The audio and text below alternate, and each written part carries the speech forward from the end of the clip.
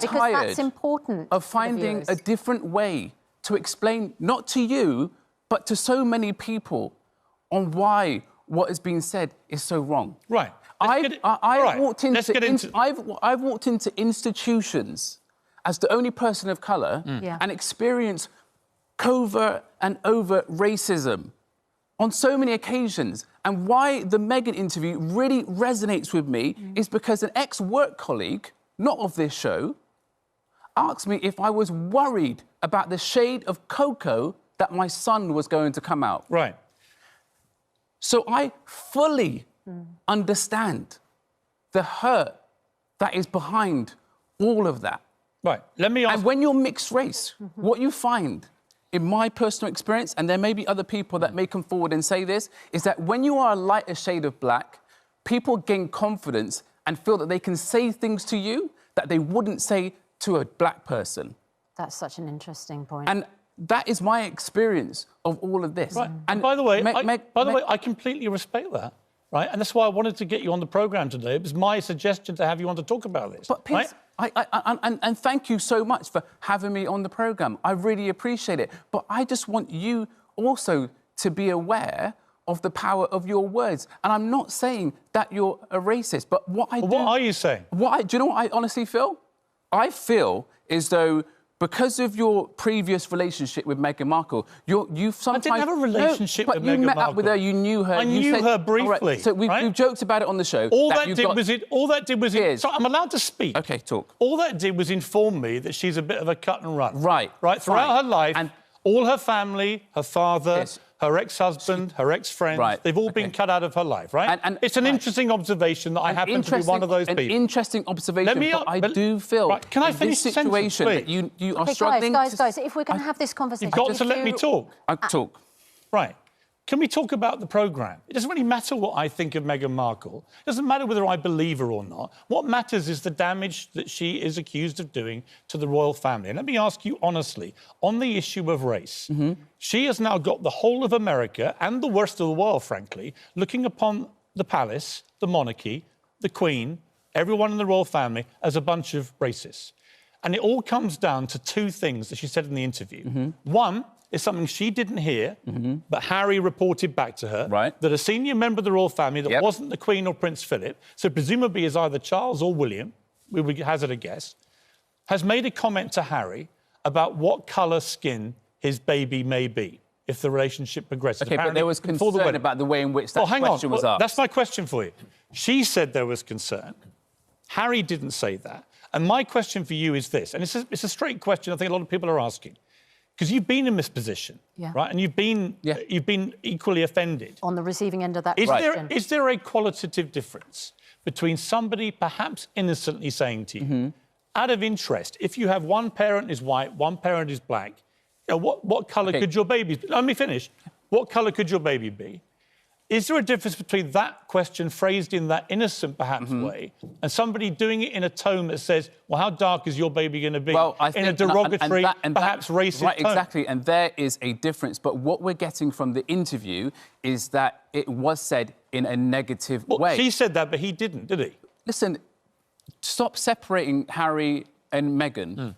They are a team, quite clearly, a very strong team. And I do believe that she backs him up and he backs her up. Right. So, and like I said, tone and language is everything. But is there a difference? When but let me ask when you it was said to me, the key word was, are you worried? Right. Yeah. Right. Okay? But that to me is racist. And there's a big difference. That to me is racist. But that's what she reports. It is racist. Do you think it's racist? It's a legitimate question many people have asked. Is it racist, do you think, if, for argument's sake, it was William or Charles? Let's not put a name to this person. We don't know. And part of the problem, I know you agree with me about this, it'd be easier if they just said who it was. Right. Right? I'll come to that. But is there a difference? If it was said, perhaps in all innocence, right, and they just said, oh, what colour baby might you have, without any suggestion of it being a concern or a worry if it had darker skin, would that in itself, would just the question be racist?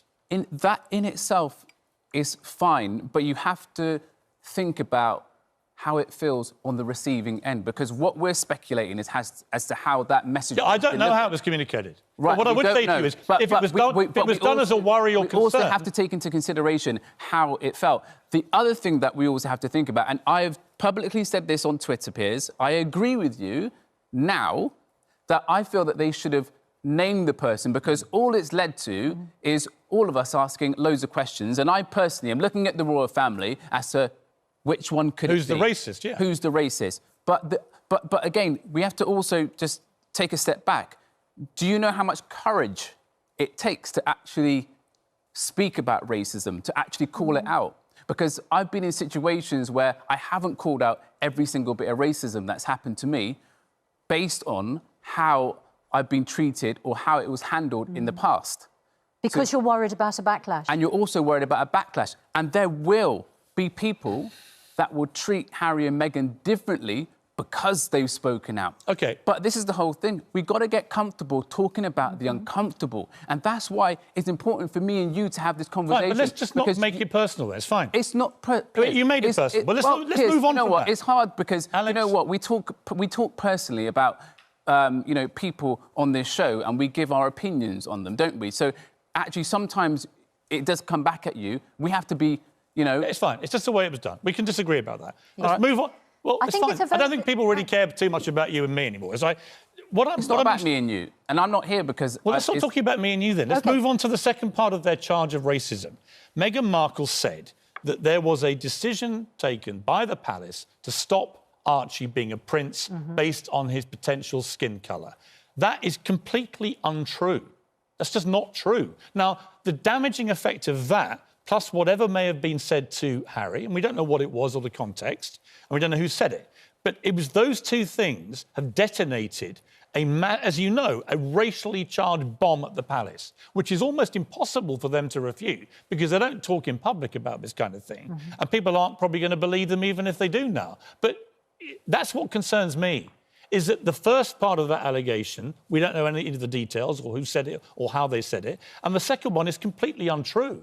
Meghan just got it wrong. Archie hasn't been prevented from being a prince because of his skin colour. And that's been now believed by Americans on national television there. And that is damaging. But again, do you know what? It's their lived experience. And... No, it's not true. Well, look, Piers, it's their lived experience. And again, this is where the confusion comes in. You know, how do you sometimes identify covert racism? It's actually quite hard because it's not there for But you. Alex, on that one, it's not true. I know, There's no covert racism. But Piers, what you're saying is there are facts. Right. And what Alex is saying is there is an experience and a perception of those facts that you only appreciate when you're in that situation. No, I'm sorry. On that second part, on the first part, I agree. If it turns out, let me make it crystal clear where I stand on this. If it turns out that a senior member of the royal family, a future king perhaps of this country, we don't know who it is. I don't want to cast... The aspersions are being cast because they won't say. But they have eliminated the Queen and Prince Philip. So they've gone halfway, which I think is incredibly unfair on the ones who are left. But say it is a future king that said this in a derogatory way. We can't have a racist king. We can't. So that, to me, would be racism. If it was said derogatory... But the second part of the charge, that Archie has been banned from being a prince because of his skin colour, is just untrue. It's nothing to do with racism. The fact itself on which he's based that claim is not true. Except her perception appears to be that it might have been... Well, it's like me saying the sky's blue outside. Race. My perception is it's raining.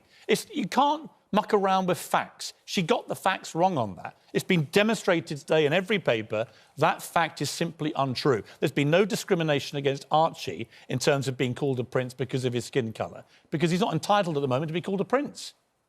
Just the rules of the palace, set 100 years ago. The trouble is she's explaining her experience. Exactly, she's explaining her experience of it. And do you know what? We've not walked in her shoes, so I wouldn't... I don't care what your experience is, if the facts you're basing it on is wrong. You're still entitled to perception. You know, not about facts, you're not. And that's also coming through lived but Alex, experience. on that one, you're not entitled to... I don't care about her feelings if the fact is wrong. What concerns me more is the comment about the colour of the baby's skin.